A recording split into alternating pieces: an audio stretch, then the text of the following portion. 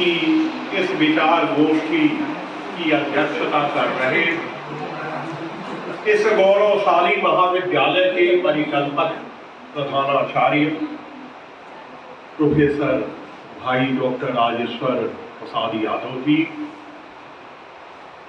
हमारे मित्र, हमारे गुरुकुल के वर्तमान प्रधानाचार्य प्रोफेसर सुरेंद्र केसरी जी,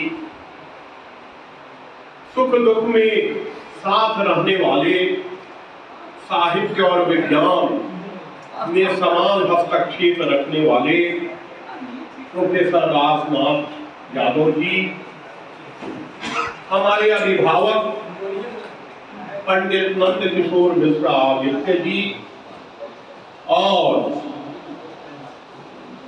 चंपारण की साहित्य साधना को दिशा देने वाले बंधुवर विकल जी, भाई डॉक्टर गोरख मस्ताना जी, अभी अभी जिनकी षष्ठी पूर्ति मनाई गई है, एक समर्पित अध्यापक भाई प्रोफेसर संतसार जी, इस सभागार में कई नए पुराने साहित्यकार एक साथ उपस्थित हैं। मैं देख रहा हूं कि सुशांत हैं, जिन्होंने यहाँ के यश का विस्तार काशी तक किया है। कभी किसी ने कहा था कि खुशबू नहीं रही ये शिकायत आम है, क्यों खिल सके न फूल कोई सोचता नहीं। हमारे बीच पंडित चतुर्भुज मिश्र जी हैं। मिश्र जी ने अपने संस्थागत व्यक्तित्व से यहाँ की नई पौध को संरक्षित रखा है। आपके बीच आकर मैं ऊर्जा पाता हूं।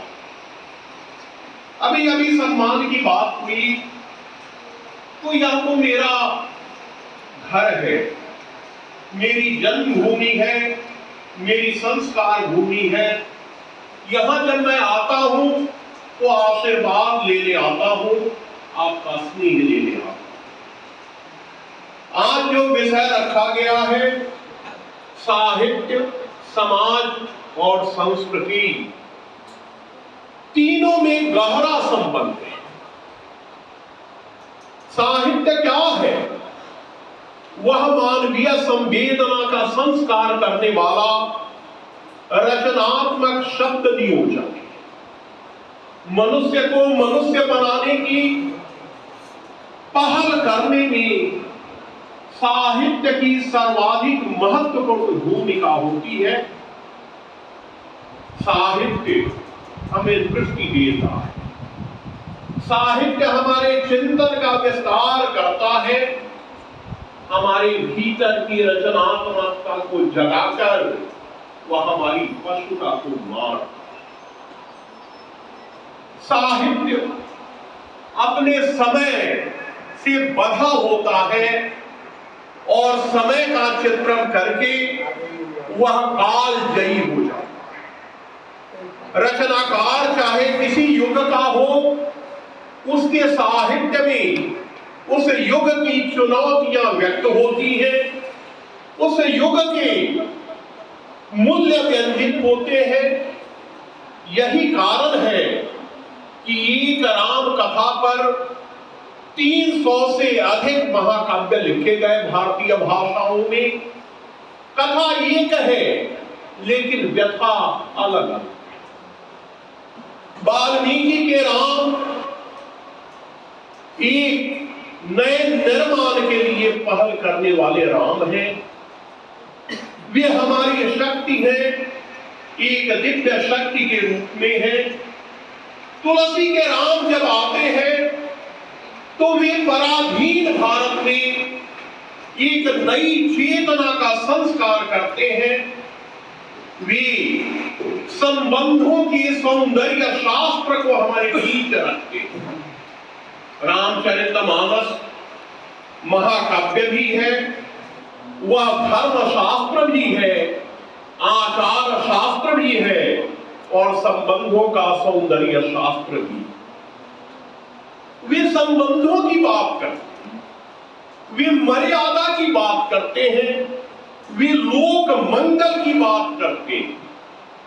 जब पद दलित हमारा समाज हुआ था, उसमें एक नई चेतना का संचार हो, इसलिए राम को मर्यादा पुरुषोत्तम के रूप में उन्होंने उपस्थित किया था। जब साकेत की रचना करते हैं मैथिली शरण गुप्त, तो उनके राम का स्वरूप बदल जाता है। वे कहते हैं, उनके राम कहते हैं कि मैं आया उनके लिए कि जोतापित है, जो दिवस विकल बलहीन दीन शापित है। संदेश यहां मैं नहीं स्वर्ग का लाया, इस भूतल को ही स्वर्ग बनाने आया। तो कथा एक है, लेकिन व्यथा बदल जाती है। आप देखेंगे कि उत्तराभ्रंश, जिसे पुरानी हिंदी की संज्ञा दी है पंडित चंद्रधर शर्मा गुलेरी ने, उत्तराभ्रंश में सिद्ध साहित्य रचा। सिद्धों में सरहप्पा है, जो उस समय समाज में आडंबर चल रहा था, जो वर्ग संघर्ष की बात थी, वर्ण संघर्ष की बात थी, उसको उन्होंने चुनौती दी। उन्होंने कहा था कि पंडिय साल सत्य बखानहि, देह ही बुद्ध बसंत न जानहि, अमना गमन न पेहि विखंडिय, आसिर निर्लज्ज होई न पंडिय। हम अपने भीतर ही उस परम सत्य का साक्षात्कार कर सकते हैं। अब देखेंगे कि हमारा जो वैदिक समाज था, ऋग्वैदिक समाज था, वह समता मूलक समाज, और उस समय का जो साहित्य है, जो वैदिक साहित्य है, वह प्रकाश की खोज का साहित्य है।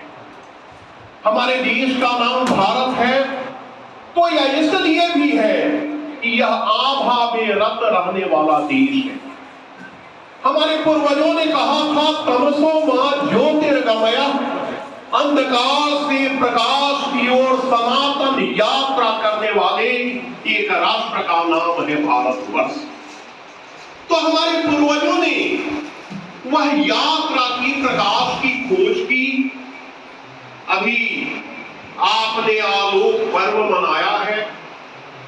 हमारी संस्कृति उत्सव धर्मी, हम पर्वों के माध्यम से अपनी उत्सव धर्मिता का प्रमाण देते हैं। तो यह उत्सव धर्मी संस्कृति है।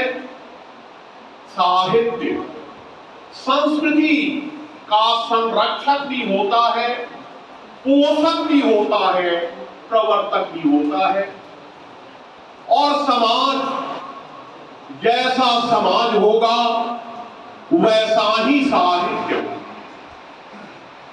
रामचरितमानस में नैतिक मूल्यों को बल दिया। हमारे यहां भक्ति आंदोलन हुआ तो सत्य की खोज हुई, आत्मा के साथ साक्षात्कार की प्रक्रिया प्रारंभ हुई। लेकिन जब रीति काल आया तो जीवन का लक्ष्य बदल गया। रीति काल का कवि कहता है कि मनुष्य रूप होई अवतरियो, तीन वस्तु के जोग, द्रव्य उपावन हरि भजन, अनुकामिनी सतभोग।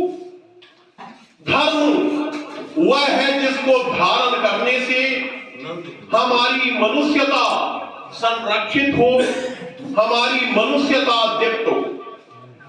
साहित्य मानवीय संवेदना का संस्कार करता है, तो उसे संरक्षित भी करता है। आज जो विषय है, उस विषय पर आगे बातचीत होगी। अभी मुझे बीज वक्तव्य के लिए यहां आमंत्रित किया गया है। तो साहित्य, जिसे प्राचीन शास्त्रों में विद्या माना गया है, और विद्या क्या है जिसे हम गुरु के साहचर्य में साधना द्वारा अर्जित करते हैं, वह विद्या है।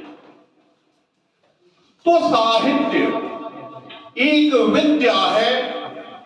समाज साहित्य में व्यक्त होता है, सामाजिक जीवन से साहित्य पोषण पाता है। उर्दू के प्रसिद्ध शायर हैं जिन्होंने कहा है कि दुनिया के तजुर्बों ने हवादिस की शक्ल में जो कुछ मुझे दिया है वो लौटा रहा हूं मैं। तो जो अनुभव हम करते हैं समाज में रहते हुए, साहित्य व्यक्ति से समष्टि की ओर यात्रा का मार्ग देता है हमें। तो समाज और साहित्य का यह गहरा संबंध है। अगर यह संबंध नहीं होता तो हर युग का साहित्य एक जैसा। आप जिस समाज में जाएंगे उसके साहित्य का एक अलग रूप आप पाएंगे।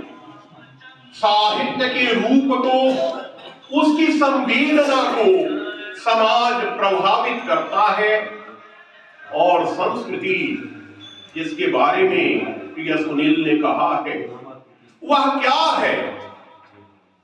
सभ्यता मानव विकास का बाह्य रूप है और संस्कृति उसका आंतरिक रूप है।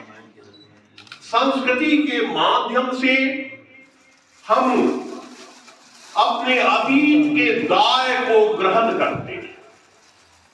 संस्कृति के 4 अध्याय में जब इस्लाम इस देश में आया और उसकी भूमिका आक्रामक की भूमिका थी, तो दिनकर ने एक शेर उद्धृत किया था। संस्कृति के 4 अध्याय का पहला संस्करण जब निकला था, उसमें इस्लाम के आगमन पर एक शेर था कि हम ही को कत्ल करते हैं, हम ही से पूछते हैं वे, शहीदे नाज बतलाओ मेरी तलवार कैसी। तो इस्लाम आया इस देश में एक आक्रामक धर्म के रूप में, लेकिन यहां आदान प्रदान हुआ। 2 संस्कृतियां जब टकराती हैं तो उनमें आदान प्रदान होता है। दोनों ने एक दूसरे से प्राप्त किया। आप देखेंगे कि जिसे सूफी काव्य कहा जाता है वह अद्वैतवाद। इस्लाम एकेश्वरवाद को मानता है, सूफी भी मानते हैं, संत भी मानते हैं, लेकिन वह अद्वैतवाद है जो खुदा और खादिम का संबंध नहीं है। जो वह है वही हम उसके रूप है। एक नया रूप आता है। अमीर खुसरो आते हैं जो यहाँ की सामासिक संस्कृति को अपनी रचनाओं के माध्यम से व्यक्त करते हैं। और उर्दू अदब में 2 ऐसे शायर हैं जिन्होंने हिंदू धर्म, हिंदू मान्यताओं, हिंदू मूल्यों को अपनी रचनाओं में व्यंजित किया है। एक का नाम है नजीर अकबराबादी और दूसरे का नाम है नजीर बनारसी। तो इस तरह हमारी सामाजिक संस्कृति के विकास में साहित्य की मुख्य भूमिका है।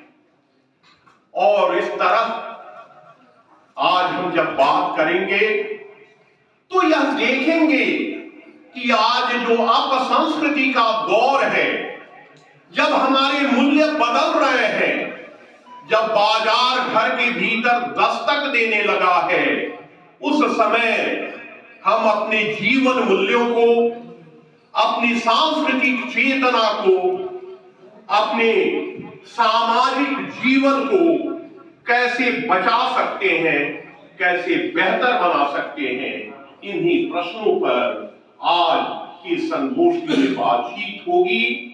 मैं आयोजकों का आभारी हूं कि उन्होंने आपके साथ मुझे संवाद करने का अवसर प्रदान किया। धन्यवाद।